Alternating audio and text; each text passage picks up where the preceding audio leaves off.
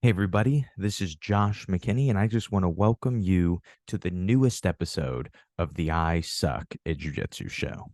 So, we're back for another Q&A. I guess people liked the how to pick up chicks advice, so they decided to share it. And I just noticed that the listens are kind of going up on these Q&A episodes. And for me, I like doing them more. They're a little bit easier for me. If you're watching on video, you can tell that I'm not in my studio right now. And that's not always an option with those longer, more detailed questions. I generally need all my tools, but today I'm in my wife's office. As you can see, we are just decorated with the background. There's diapers everywhere from a very, very big diaper party. Pro tip: if you are having a baby, I just stole this idea from one of my black belts. If you're having a baby and you want to and your gym lets you and you have some jujitsu skill, maybe you're like a purple belt or above, you can offer to teach a free seminar at your gym, but instead of money, people pay by bringing diapers. And so yeah, for us, I don't know if we will have to with Matthew actually purchase any diapers because we did this. And my student Justin that did this, I think he said he went 9 months before they ever had to buy any diapers. Pro tip for you. But today we're going to get into some, honestly, these are some tough questions for me. I'm going to do my best, but we are going to see if I can give you guys good answers on some of these questions. People are like, they're liking the Q&A question or the Q&A episodes, but it almost feels like they're expecting, like me to be smarter than I am. So there are some deep questions on this, and we will just get into it. We'll see. Like I said, when I answer these questions, this is my perspective, and it's my perspective right now. So had you have asked me the same list of questions 3 or 4 years ago, I would have given you different answers. And who knows if those answers are right or more wrong than they're going to be today. But that's the thing about perspective is that's all I can really share. I don't have some book of knowledge. There were not any special techniques or ideas that Grandmaster Elio passed down to me that I know these are law. Uh, Anytime you're answering anything, you're just giving your perspective. And so that's what I'm doing today. And I thought a simple one to give my perspective on to start. I always like to start with something easy, something light. A listener asks, why did I ask for my I Suck at Jiu-Jitsu show rash guard for Christmas? I got to wait 2 weeks. I suck at jiu-jitsu and at life. Oh man, I feel you. I feel you. I remember so if you don't get the question, we did this pre-order, and I think most everybody's gis and rash guards and shorts are in now. But if you ask for it for Christmas and you have a parent or a significant other that likes to play this game, you don't get to wear your rash guard until Christmas. You don't get to open it until Christmas. You got to have something to open on Christmas morning. And a funny story about that. I remember growing up, and my mom loved to play this game, and I think that she might have played it with more intensity than anybody I've ever met. I remember like the week of Christmas being like, man, I'm really, I'm really at the bottom of the barrel on this toothpaste. I really am at the bottom of the barrel on, whatever, I wish mom stopped going shopping. Do I have no more Velveeta shells and cheese? Why do I have no more liquid gold? And then wake up Christmas morning. And of course, I would get my great gifts that I would ask for, but she just liked us to be opening a lot of things. And so then I would be opening, you know, Crest Pro Health and Velveeta shells and cheese at 7 years old. And that was my Christmas presents. And yeah, it's rough, man. It's rough. It's especially if you're impatient. You're just like you're staring at these gifts and you know what's in those gifts. You know what is in those packages, but you got to play your cards better. You should have said like, "Hey, could this be a late birthday present?" Or I don't know, should have bought it with your own money. Just That's just how it goes. So let's go to our next question. We will maybe continue. We will let the questions get harder as we go. I think this is an easier one. How your strategy changes based upon size of opponent, or does it? So for me, um, my my strategy definitely changes when I'm going with somebody bigger versus somebody smaller. I'm way more likely to play guard, and play guard for a while if I am going with somebody that is smaller than me. When I'm going with somebody bigger, I would rather play top. And that's not to say that I always play top when I'm going with somebody bigger, but it's just like that is my goal, is to be on top. And I just think of that as, like from a gravity standpoint. One, if I'm heavier than somebody, I can lay on them more. And that is that's great. But the problem is they can also get up very quickly. When somebody's heavier than me, they're going to have a harder time getting up quickly. And so I'm able to actually, and this is why I say use that term, play top or play bottom. I will do jujitsu from wherever. If I can't take a big person down, I'm going to pull guard. I don't have much choice, right? If I if I can, you know what I mean? Like, so I guess how I'm looking at this is what that means is what is playing guard and what is like playing top. So when I pull guard against a big guy, the first thing that I look at, I don't think about De La Hiva, butterfly, half guard, any type of guard. I don't put that tie up into my mind. I don't think of any position that I'm going, okay, I'm going to hold this guy in my guard for the next 3 minutes. I want to be on top as fast as possible. And one thing that, like sometimes you're going to have to play, but what I will do is I will only focus on distance. Meaning, if you've ever seen any of my videos where I talk about chest over chest, that is just an understanding of distance. That's those two seminars are available at simplifyingjujitsu.com if you want to check them out.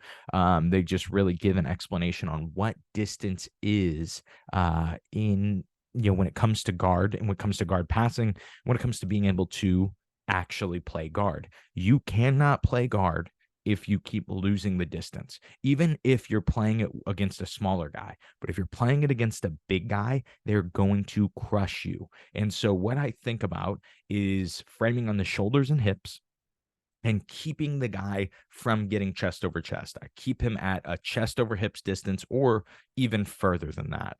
And what starts to happen is, especially with big guys, is a lot of times you get them to play on their knees. And the beauty of a guy playing on his knees is he cannot put his weight on you. It is not possible. He cannot put 100% on his weight on you until he gets up to his toes. And so it's just like how our bodies are designed. And so when I am playing in this way, my first thought is distance, and I'm really not playing any particular guard. You're not going to go, oh, Josh is playing butterfly. It should look like, oh, Josh got the guy to get to his knees, and then the attacks start.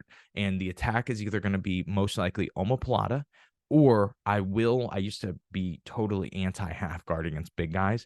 But I really, really do like the John Wayne sweep, even for really big heavy guys, and I will play that because it leads into X guard and other things.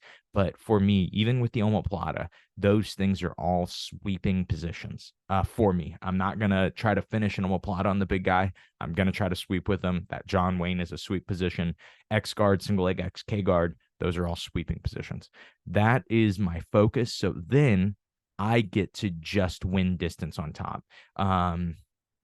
As you may have guessed, most bigger guys, especially when we're really thinking in terms of like, oh no, this guy is so much bigger than me. When somebody has 10 or 15 pounds on you, yeah, you can make it as an excuse to why you lost, but it's not something that's usually constantly in your mind. But when somebody has 50 pounds on you, you're focused on that. You really have to pay attention to that. And so for me, it is about get on top and then use, even though I have 50 less pounds than you, use what I have to stay on top of you.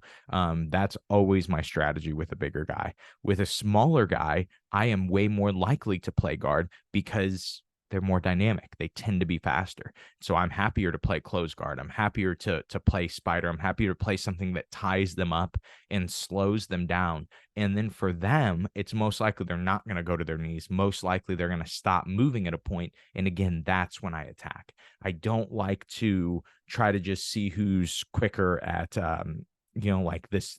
What do they call that? Is it a standoff?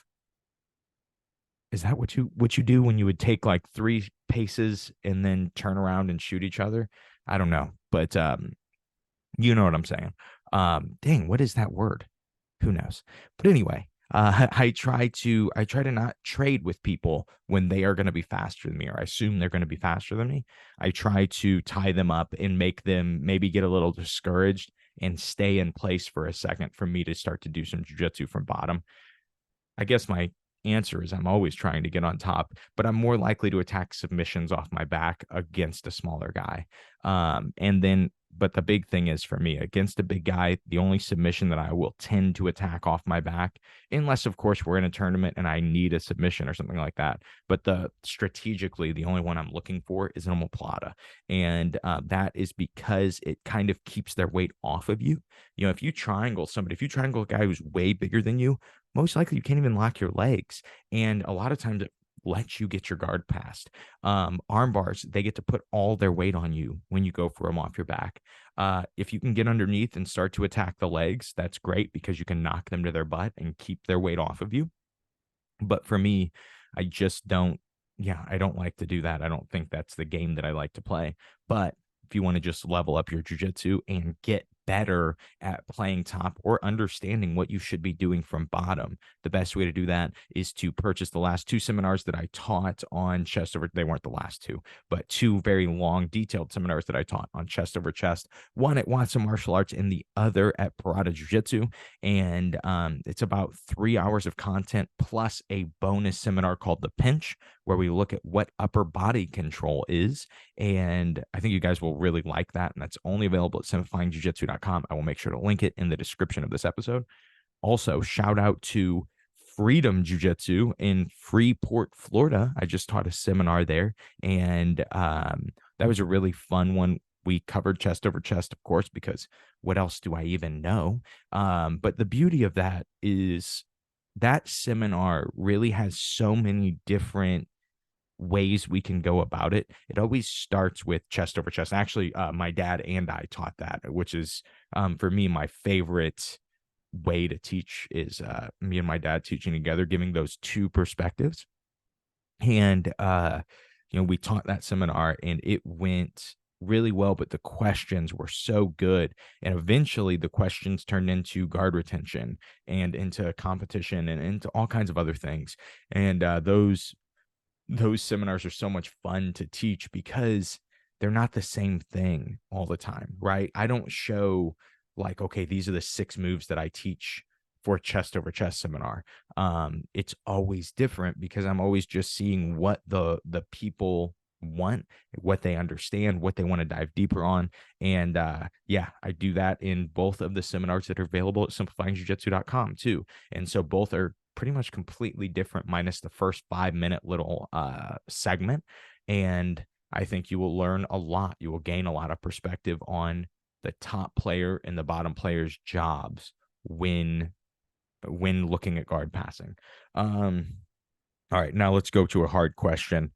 This one I really liked. Is how can an athlete cater their training to their own needs without much autonomy? And I Googled autonomy, so I believe this question is about if you don't have it maybe as much control over your training, and how can you look at getting, I wouldn't even say getting good on your own, because if you don't have much autonomy in your training, most likely that's because you're part of a school. And so there are a few ways that I would look at this. Early on for people, I don't think that this is a huge necessity. I think that your school probably should dictate what you're trying to learn, because you're not good enough to actually decide what you should be learning. Even if even if it's what's interesting to you or whatever, a lot of times you're so wrong early on that you're going to do yourself a disservice by trying to, I don't know, by trying to take too much control over your training. Now, um, if and the person who asked this question is a black belt, and so I know that that is not the answer. But there are a lot of black belts that maybe travel a lot and have to teach it or have to train at other gyms, or have just they train at a different place than maybe lines up with their goals. And I think that that is more how we're going to approach this question.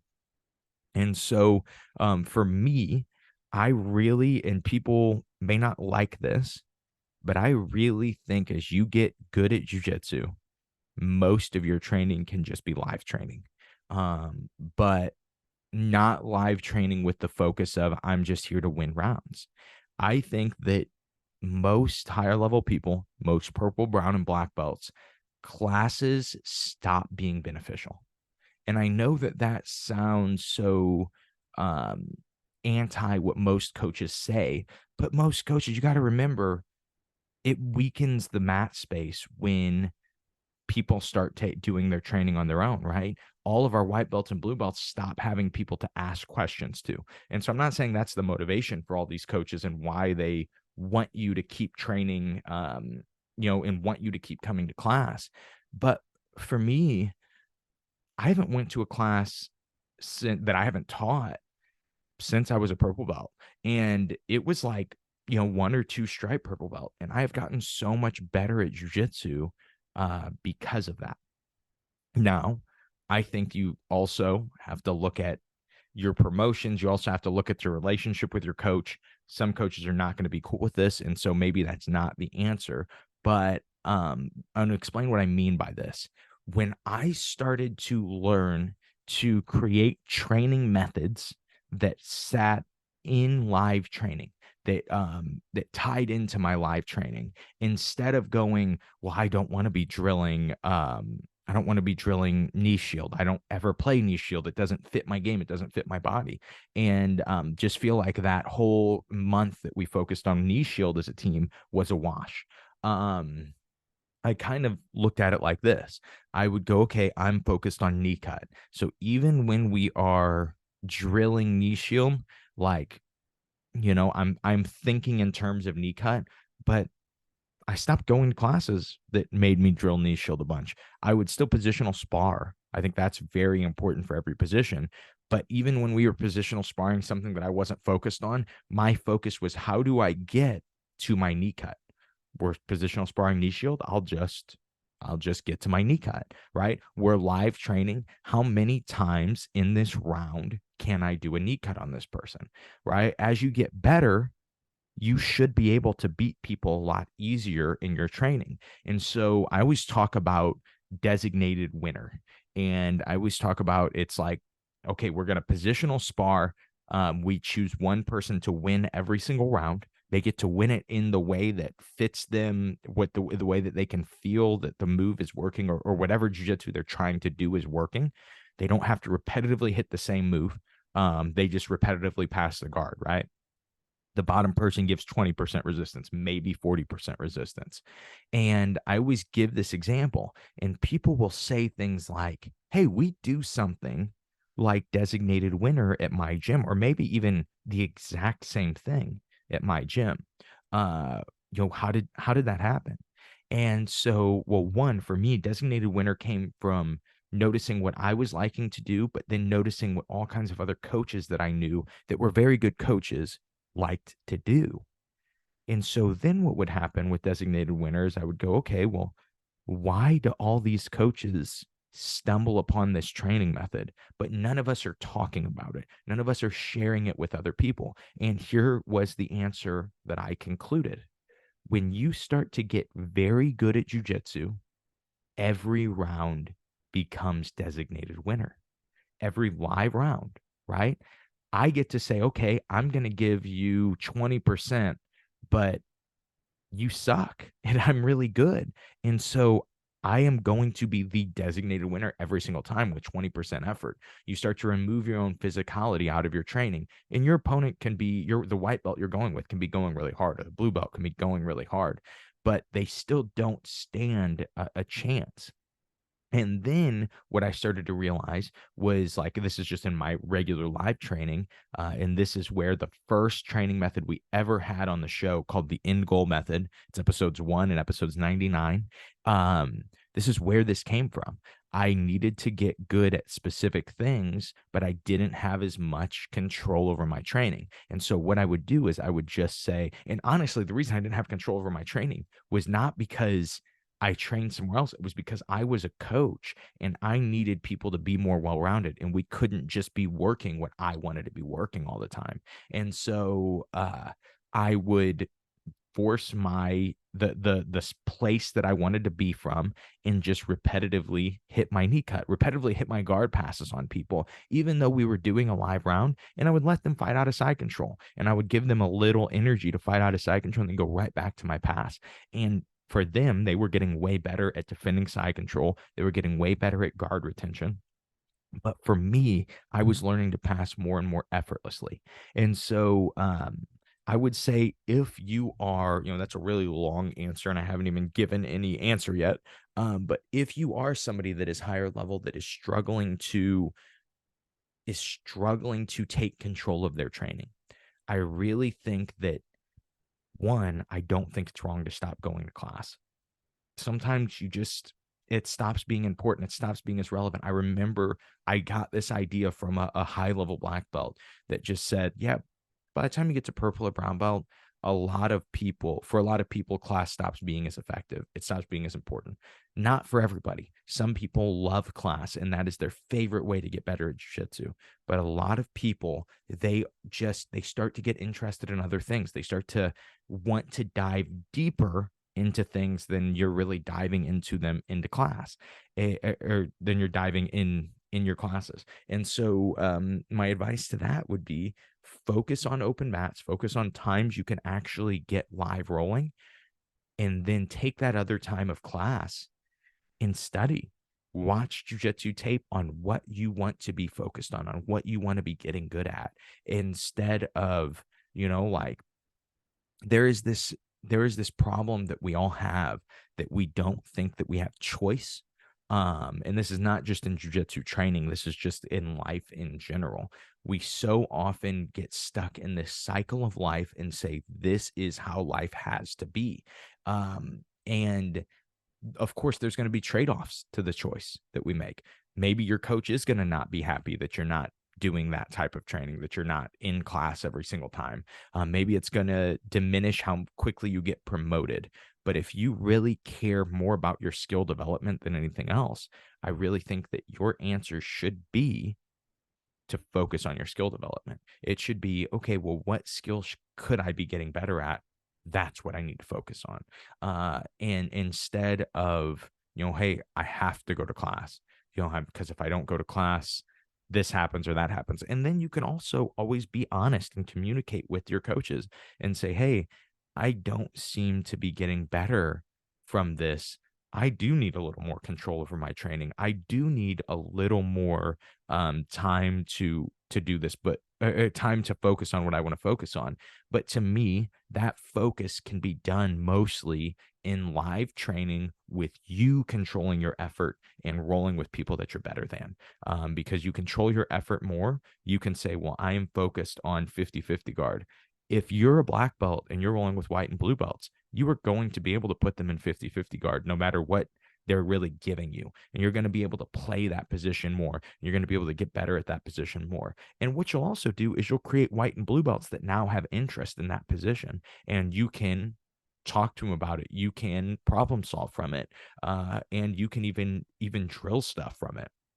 But for me, that is kind of, I think it's how high level guys, they start to change how they get their reps. You see so many schools that have really high level guys, and they use their drilling almost more for cardio than anything.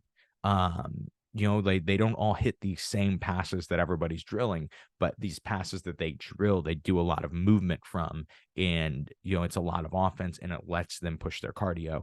But then everybody else has kind of their own specific games, and they develop those games in live training. And so I'm kind of giving a bunch of answers, but maybe the answer with why you're struggling to get better is or to cater your training to your own needs is just that you're stuck in class, and you're like, I don't think that that's the answer. I don't think that wasting 15-20 minutes doing the same drills that don't help you, and then maybe don't even necessarily translate to your jujitsu, I don't think that that's the answer. I think that a lot of times the answer is get more reps doing what you want to be good at. And when you're good at jujitsu, you have so much control of the round, you can get those reps in live training. And so that's kind of my answer.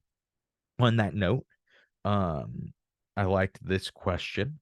What's your hottest take, or what's your hottest this move doesn't work take? And so you guys know this if you've listened to the show for any period of time. The shrimping that is done up and down the mats does not exist in real jujitsu. You do not see that happen. And this is one of the most offensive things that I could say to anybody. So let me just hit a really quick sip of the coffee. And we will get into why shrimping doesn't exist. The shrimping that is done up and down the mats.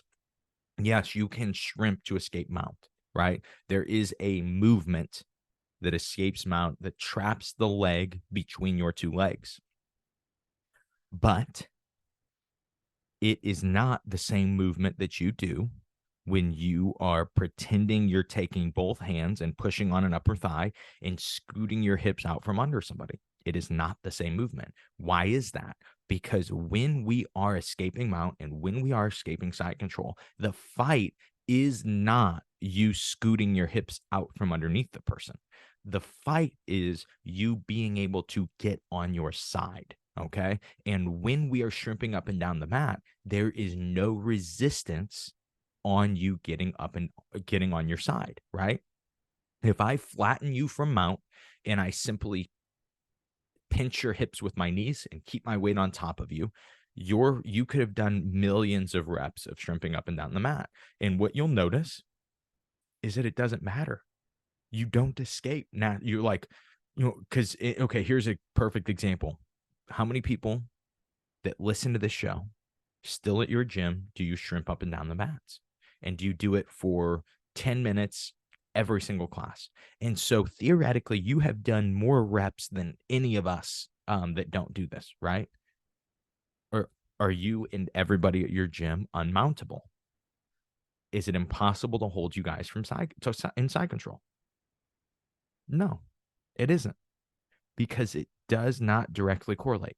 They, yes, they look similar, but this is something that came from when jiu-jitsu was a lot of private lessons, when jiu-jitsu was very early in its infancy, and you were also trying to get people to get a workout in to their jiu-jitsu. Like, oh, we're going to do these warm-ups. We're going to do all these things, and then you're going to be sore. And so you're going to know that jiu-jitsu was a workout. The problem is it is such an inefficient use of time. So when we were just talking about, like there comes this point where class stops being as useful for you. It's just because it is not a great use of your time. Now, that doesn't mean don't go to class and just cut that time out. No, then that's an even worse use of your time. The best use of your time would be to take that time and to get better at jiu-jitsu in that time. If you are, if your coach is teaching something that you don't understand, that is something you can always focus on. You can always get better at understanding something like that. But if your coach is making you repetitively do something and it is not increasing your understanding, and then even worse, it's not even real reps, then that's a waste of your time. That's a waste of everybody's time on the mat. And so, I always talk about the closed guard armbar being the same thing. A lot of people warm up with closed guard arm bars, but the arm bars themselves are awful. And this is not to say that there isn't a closed guard arm bar. There is, but so few people do it. So few people actually have a good closed guard armbar. So few people know how to occupy the armpit space to be able to, create that angle to use their leg to jam into the armpit space. So a guy can't just pull his elbow to his body, right? And then hit the armbar. And when you are just with all kinds of space, just throwing your legs over the person's head while they gently put their arms in for you, that doesn't translate. That is not going to make you better at the closed guard armbar. Again, if this is something you warm up with, how many guys actually are hitting closed guard armbars at your gym? Most likely it's like, oh, maybe one guy. There's maybe one guy but he doesn't do it anything like we drill it. He doesn't just like throw his legs like a maniac super wide and create a ton of space from closed guard. You're using your legs to control somebody. You don't want a ton of space in closed guard. So yeah, those things that people do as warm-ups to waste time, to me, that you could replace with 10 minutes of teaching, 10 minutes of understanding, 10 minutes of positional sparring, 10 minutes of literally anything that is actually jujitsu. And I think it would, you would be that much more efficient. You would be that much better. If you train 3 days a week, it would literally be 30 minutes of extra training for you if you guys skipped those warm-ups and did something else. But Josh, you're saying don't warm up? No, that's not what I'm saying. I'm saying almost every gym starts with some teaching anyway, and then you drill the moves lightly anyway, and that is a much more effective warm-up anyway. You're actually doing jujitsu, but you're not doing it at a live pace. You're doing it a lot easier. You should definitely warm up your body, but to act like that these moves that kind of look like jujitsu, but you don't actually take them onto the mat and apply them, to act like they are they're effective at all, is just not true. And so, yeah, that is my hot take on a move that I don't think works. Um, and I don't know about any other ones. I think that there's all kinds of, I, every time I've heard of a move not working, eventually somebody figures out how to do it well, and then it kind of works. It's like the same with the closed guard armbar. The closed guard armbar didn't work until some guys at high level actually got good. Mount didn't work until a few guys started to really play with it and really understand it. And now everybody understands Mount. Everybody loves Mount. And I know for you guys that are newer to jiu-jitsu, you're like, what do you mean Mount didn't work? I'm not joking. People did not play Mount when I started jiu-jitsu. It was just, there were guys that did MMA, and when you could strike, people understood that Mount worked, right? But when you couldn't strike, guys were so getting bridge and rolled so easily that everybody I would talk to would be like, yeah, I don't play Mount. I only think about side control. And now everybody wants to be in Mount. The ideal scenario is you pass straight to Mount, so you don't have to be in side control where guys' hips are free and they have that chance to escape. Let's see. I think we have 3 questions. Yeah. 3 questions left. And 2 of them are on gym ownership. So I like these. Any common mistakes or pitfalls you see within new gyms or new gym owners, and how can you avoid them? So new gyms and new gym owners. I would say yes. I would say the first and the simplest thing that happens, and this happens constantly, is people don't take the risk. They have this desire to be a jiu-jitsu coach. They want to do it so badly, but they don't put any real investment in themselves. I'm not saying that means you have a desire to go be a jiu-jitsu coach, go quit your job and be a jiu-jitsu coach. That's not smart either. But they really don't take any steps towards it. And so what I mean by that is most people that I interview on the show that run jiu-jitsu schools, most of them started their jiu-jitsu school, and they were teaching somewhere else. They were like, they were running a program at a local YMCA, or they were running a program at an MMA school or a fitness program or a CrossFit studio. And they were running this program, and then they built it up enough that they could eventually start a school. For me, we had our place, we called it the Jiu-Jitsu Garage, and it was Head Nod HQ before there was a Head Nod HQ, and there were 6, 8 of us that just trained jiu-jitsu together, and that was kind of my start. I was just talking, we have an episode, it won't be out for a while. I was just talking to Matt Kwan from the Essential Jiu-Jitsu podcast, and he was saying, yeah, I came up, and I was teaching at this school, and then eventually started my own school.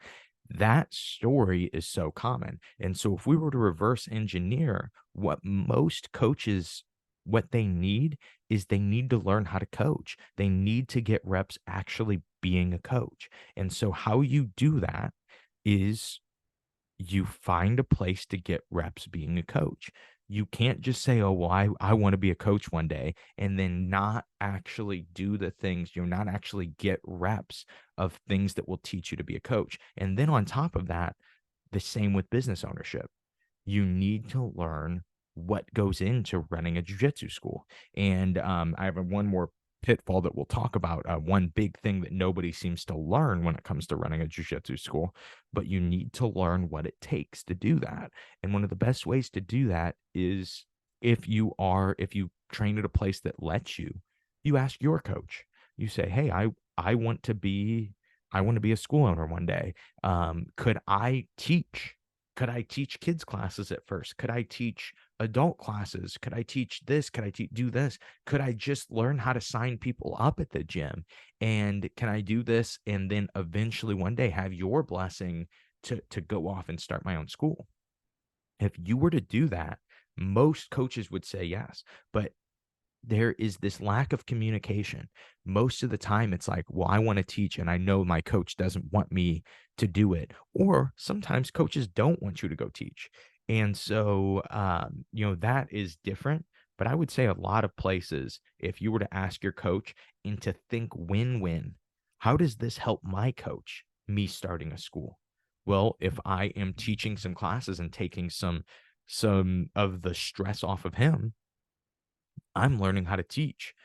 And he's getting somebody who is working for membership or working for, you know, whatever, $20 a class, whatever jujitsu, whatever payment there is on that.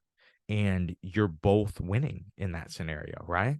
And so then eventually you're able to kind of go off and start your own school. But so few people actually will take any step towards owning a school. They just tell you that they want to own a jiu-jitsu school, and then they say it forever, and then they never do it. And so that would be the first thing, is like, get your feet wet. I have some guys now in my on my team that are starting to go spread the head nod gospel, the head nod way, and they're getting to teach at some different places. I'll interview haven't recorded it yet, but I'll interview one of my newest black belt, Robert Arias, and he's teaching at a fitness studio right now, and the program's starting to grow. And even if that program isn't huge off the bat, one, he's building a base of students, and he's also learning what it takes to coach and what it takes to run a gym and what it takes to run the business side of the gym. Now, the second pitfall is for people that don't understand this. Running a jiu-jitsu school, if you want it to be successful, you have to understand marketing. It is, unless you start your school in a unbelievably high traffic, high income area, you have to have a good grasp of marketing. But even starting a school in a high traffic, high income area, that is an understanding of marketing, right? You're in front of enough eyes of people that can afford to do jiu-jitsu that will grow your jiu-jitsu school. But I've told this story many times on the show. When I started my school, we ran it for 3 years, and we were at like 54 students at the end of 3 years. And I was getting frustrated because that was, it was enough to pay me a little, but it wasn't very much, and it was enough to pay for all of our bills. It wasn't costing me money to teach jujitsu, but it still wasn't paying very much. And so what I ended up doing, was I ended up purchasing a, kind of like a how to run a jujitsu school, how to run marketing, from a guy, Matt Arroyo. He's been popping on Instagram a bunch lately. He always posts videos with Dave Batista. It's one of his brown belts. And so I would see this, and it was it was really it was really different, the stuff that he was explaining to me. It was about how to Facebook market and how to kind of create an easy way for people to sign up once they market. I did a private call with him, and the first thing he did was like, hey, where's your website? What's your website? And I told him, and he's like, hey, your website sucks. You've got to change this. You've got to change this. You've got to make it easier for people to sign up for a free class. And when I did that, we went, and I had set this goal, but we went from 54 students on January 1st to June 1st, 6 months later, we had 100 students, and we were starting to look for a new location. And then eventually later that year, I ended up being able to go full-time teaching jujitsu.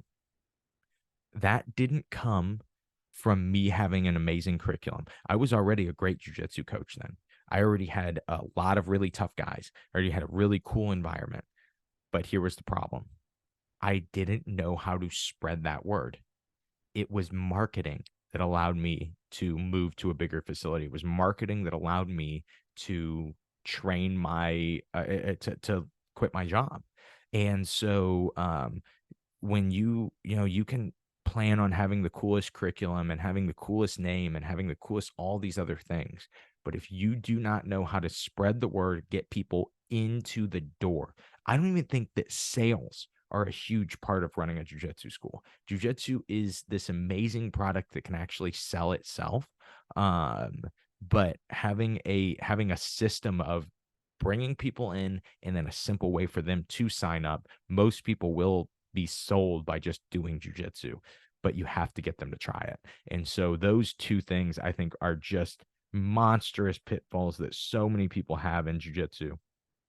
Um, let's see. Then there was another one. Okay, perfect. This is also on the same thing. What steps should a purple belt take to start developing their own plan for a future gym to own? No doubt, same thing. You should figure out ways to practice what you are going to need to do in the jiu-jitsu space, right? And it's not just like hey coach, teach me, right? It doesn't benefit your coach that much. Hey coach, what can I do for you to get me to this level? What can I do for you? What can I do for the team to help me get to this level? I've had so many guys that I've had coach at our gym that have gotten their reps coaching and are now, in my opinion, really, really good coaches that could run their own places. And but you can only do that, if it is a win-win. It's just not going to be um most coaches are not going to bite on that unless it is a win-win. And so I think the steps you take is you get reps coaching jujitsu, and then you get reps learning to market. See if you can run the team's Instagram page. See if you can, maybe the marketing isn't going to be jujitsu marketing. Maybe whatever job, maybe you are, maybe you don't require a ton of money, and so your job is pretty minimum wage in general. Maybe you put your focus on finding a job that is somewhere in marketing. Maybe you create some type of side hustle that is somewhere in marketing. I promise you, that is what jiu-jitsu school ownership is. It is not, oh, well, we're going to have a bunch of, we're going to have a bunch of gear and everyone's just going to buy the gear. And then people are going to see the phone number on the back of the gear and they're going to be like, oh yeah, I'll just sign up. It's not how it works. You need a very simple, you just think about like how many things there are right now that are trying to get your attention just for 1 minute. How many ads are on your Instagram that are just trying to get your attention for 1 minute? And you see this everywhere. And a jiu-jitsu school is doing the same thing. We're competing. We're not just like people think, oh, there's another jiu-jitsu school in my town. Oh no. You're thinking way too small-minded if you look at that, if you look at it that way. When we're jiu-jitsu coaches, we're not competing with other jiu-jitsu schools. Maybe if they're next door, we are, but really we're competing with rock climbing, CrossFit, any type of fitness. We're competing with movie theaters. We're competing with malls. We're competing with anything else that takes people's time. So you've got to learn how to capture their time for a little second and take that second and turn it into them walking through the door. Because if you have a good environment, if you did focus on all those other things, if you know how to coach jujitsu, jujitsu will sell itself, but you need to learn to market. And so if you're a purple belt, you're looking to get those steps in now, learn to market, learn to coach. Those are the two biggest things. And then back to the pitfalls thing, I should have mentioned this. Um, low rent, low rent is the biggest thing. That is the biggest pitfall. People will try to start with a huge school and then they've got to get their first 50 students immediately so they're not losing money. And those first 50 students are going to be the hardest to get. And so yeah, you want to make sure that if you can, you start a jiu-jitsu school that is at break even. That's something I will say that we did. I was saying it was we didn't understand marketing, but something we did really well was we had such a low overhead place that we at Head Nod HQ have never lost money any month. We've been around for um shoot, I don't know. I want to say 8 years. I think we just celebrated 8 years. But we've been around for 8 years and we not 1 month have ever lost money. And so, that is due to having low overhead. And so, yeah, don't bite off more than you can chew. Just like I'm talking about developing skills before you start your school, you're going to have to develop a lot of skills as a coach once you start your school and giving yourself time, not having yourself in this pressure cooker where it's like, oh, dude, if you don't sign up 10 people this month, you're going to lose your gym. Not a good place to be at. And so, yeah, those are my thoughts. Let's look at the last final question. And this is, to me, the hardest question. Woo woo. And we're on our last question. Our last question is, man, this is a tough one. I don't know how I can answer this. What makes a great mentor?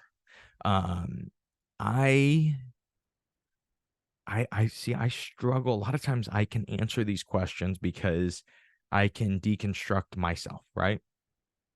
And um and this is tough though because I don't feel like in any way I'm a great mentor to anybody. Um and so I've been thinking about this one for a few days since this one's been asked. And I have a few notes and we'll just kind of look at this. And like I said, this is just my perspective. This is what I'm thinking if I am looking for a mentor, because I have had great mentors, people that have really helped me. And I really think a first thing is expertise, right? It's I think that like when I'm looking at a great mentor, I think I'm contrasting it to a great coach. I don't think that you have to be an expert to be a great coach. A lot of times coach's job is implementation, right? And so your coach is just helping you. We talk about this all the time. Your coach is helping you get where you want to go. And yes, a mentor does that too, but a mentor, I feel like, does it in a different way. Your coach is there week in and week out to help you. Okay, well, these are the steps that we can make to get you to that goal. A great mentor kind of gives you that goal and I think gives you that inspiration. But the way that they do it is with expertise. I don't think that I would try to get a mentor that has not done what I'm trying to do, that has not or doesn't have just some level of understanding that I do not have at all. And great mentors are something that any high level person, not just in jujitsu, but out of it, any high level person has. And it's not always that they paid for a mentorship, right? It's not always that. A lot of times you just I really there's this interview with Tim Ferriss and Jim Collins. Jim Collins wrote Good to Great. He wrote a bunch of other really great books, but that's what I always think of him from, is Good to Great. And he has this term. He calls it who luck. And who luck is you getting to is just the luck that comes from you getting to meet somebody. The luck that comes from you getting to run into somebody and just create a relationship that maybe you shouldn't have gotten to create. And in that is how he talks about his mentor, Peter Drucker. And something that I think was really cool is like he gets to, Peter Drucker was basically the Jim Collins of the last generation. And he got to learn so much from Peter Drucker, but almost in every phase of life, like the phase of life that he is in now, when he's doing this interview, he gets to talk about like he gets to talk about yeah, at this time when I actually met Peter and he had already accomplished all these great things, these are the questions that I was asking him. And he's like, and now I'm that age. And so there is this level of like, they have done what you are trying to do, or at least they deeply, deeply understand what you are trying to do. But like the biggest difference for me, the biggest value of a great mentor is you being able to ask a question to them, something important, something that you have been pondering, something that you have been thinking about constantly, maybe for years, and you ask them and they can answer your questions simply. And a lot of times they can communicate so effectively that they make you feel stupid. You go, wow, I've never thought of it that way. And that is like this special perspective, to me, is what makes a great mentor. And like for me, I think that I do mentor a lot of my students, some of my students, but I don't think I even mentor all of them. I think I coach all of them. But I think it's like very few people. You need this level of communication. And I almost don't know if it's all just about the mentor, but it's like the right is it mentee? I think it is. Um, the right, I think it's mentee. We're gonna go with it. With the right mentor. Having those two, you need this level of communication, this level of understanding. Um, it's like I always explain why I don't teach jujitsu with the scientific terms that people have really been making popular now. And that's because, like, I teach jujitsu in Granite City, Illinois. I would say on average, not a lot of my students, including myself, graduated college. I didn't even go to college. And so to try to act like the best language for us to use with each other is scientific, that's just us trying to sound smart, in my opinion. I think the best language for us to use with each other is a language that we all understand. And that's something that I look at with a mentor, is that they have this expertise, they have this understanding, but then they have a language that works with you and they can communicate this understanding so simply. And I wrote one more thing. I don't remember what my third note was. Oh, and the third thing is I think a great mentor inspires you. A great mentor, and again, this is not to say that your coach cannot be your mentor. These can be the same thing. Your dad can be your mentor. That's somebody I always look to as my biggest mentor. I also look to my coach. I look to Kyle. Um, but I look at, like, with Kyle, something I've always looked at as a competitor is Kyle was also from some small town in Illinois, and he made it to the UFC. He was a semifinalist on The Ultimate Fighter. He accomplished these big goals that I would love to accomplish. You know, obviously I'm not a fighter at all, but just made it to the highest level, and also is this phenomenal coach and has a very large school. And these are things that he has accomplished, that he has expertise in, that I have yet to accomplish. And so for me, it's like, yes, this person not only can give me that information, not only do Kyle and I speak the same language, but then there's this level of inspiration.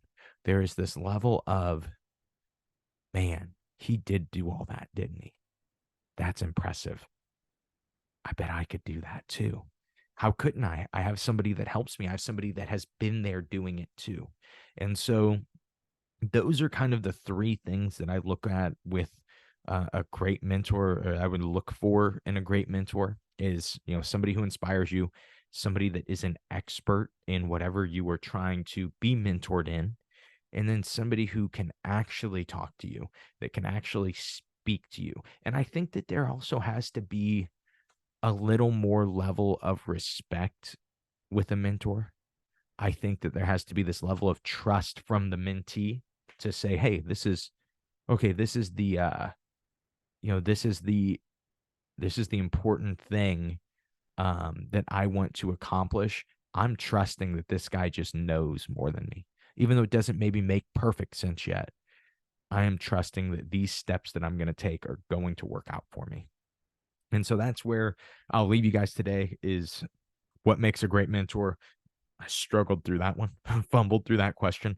Um, but yeah, that's all I have for you guys today. I hope you guys enjoyed today's episode. Hope you guys have been enjoying these Q&A episodes, especially as I've been traveling a little bit and been in different rooms every single time and not able to really do as many of my standard I Suck at Jiu-Jitsu show studio questions, and being in the studio. I think I'll be back for the next Q&A. If you guys have any questions, you can always ask on my Instagram, send me a message, or you can send me an email, josh@simplifyingjujitsu.com. And I think that that is going to be the last time that I ask you guys to send me an email or to ask me through Instagram. I'm pretty sure that the next time I do a Q&A, which will be 2 weeks from now, will be will just be a link that you can click and ask anything, which is super exciting. Then on top of that, next week we have another episode coming out, and it is with one of my black belts, Eric Keebner. He's been on the show twice, and this is he's been on the show twice, and a lot of people still tell me to this day it's their favorite episode. And this is, without a doubt, to me, the best episode that Eric and I have ever done together. I don't even know. I honestly, if I'm being totally honest with you guys, I don't think it's close. And it's on mindset, it's on mental toughness. Anybody who is a big David Goggins fan, you know, and likes that mentality, Eric's my David Goggins because he can fight, you know, and so you know, he is one of the most mentally tough people that I know, and we get to dig deep on what that is like. We get to dig deep on performance and on mindset. I'm telling you guys, we won't have a Tuesday episode. It'll just our only episode next week will be on Thursday. But I am telling you guys, this episode is going to be a banger. And it also flows right from last Tuesday's episode where I interviewed Sal Woods and George Kurgan. Episode's already out.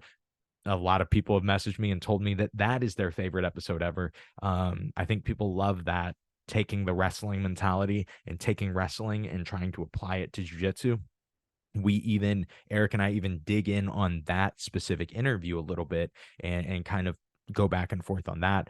But either way, if you wrestled before too, you should listen to both of those episodes. But even if you didn't, if you compete in jujitsu, or if you just absolutely love jujitsu and love the idea of grappling and how it can all be the same, and it doesn't have to just be hey, jujitsu is only jujitsu and it can't be mixed with anything else, I think you're going to love that episode. I know I did. I love both of those episodes. But that's all I have for you guys today. Be sure to ask questions. Be sure to tune in again next Thursday. You will not want to miss it. And I hope today's episode helped you. Hope you enjoyed the Q&A portion that we had today. Hope you find a great mentor. And I hope that today's episode helps you guys suck just a little bit less at jiu-jitsu. Have a great day, guys.